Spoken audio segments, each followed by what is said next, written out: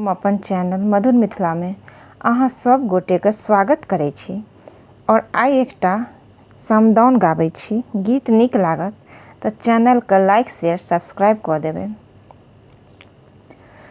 राजा जनक जी के एक बेटी सीता,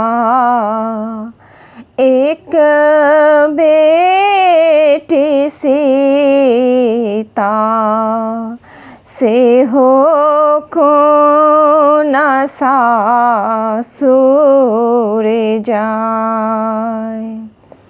राजा जनक जी के एक बेटी सीता से हो कोन सासुर जाय, से हो कोन सासुर जाय।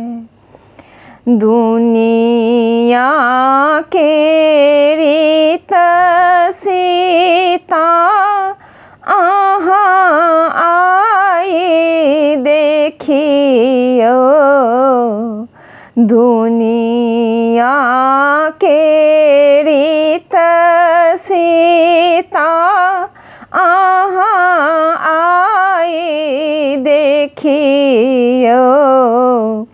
जूनी सीता होइयो बताय, जूनी सीता होइयो बताय।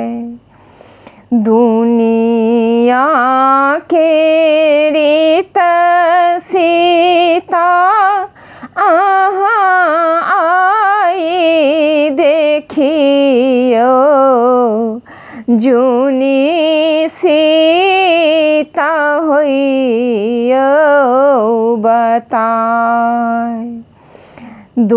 जूनी सीता होइयो बताय।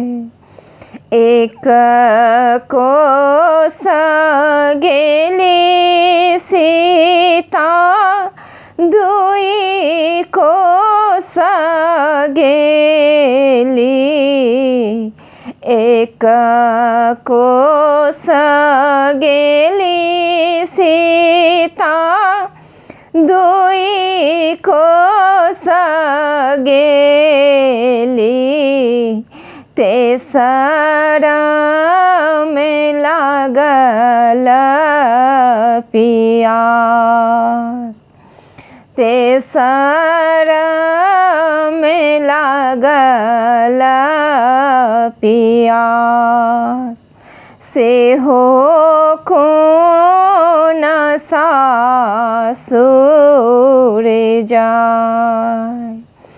गोरे लागू पैया परू भैया सहोदर,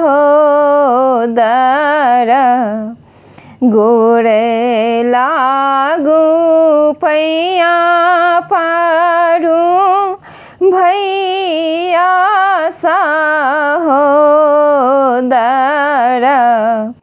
बाबा दह पनिया पिया, बाबा दह पनिया पिया,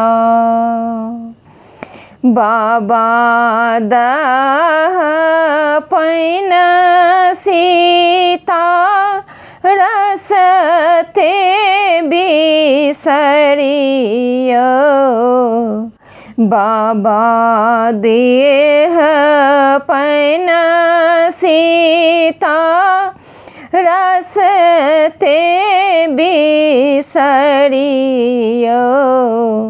चलियो अयोध्या सन राज, चलियो अयोध्या सन राज।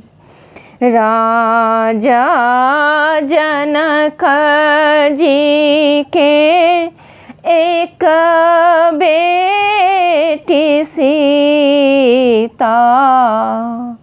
राजा जनक जी के एक बेटी सीता। से हो कौन सासुर जाय। से हो कौन सासुर जाय।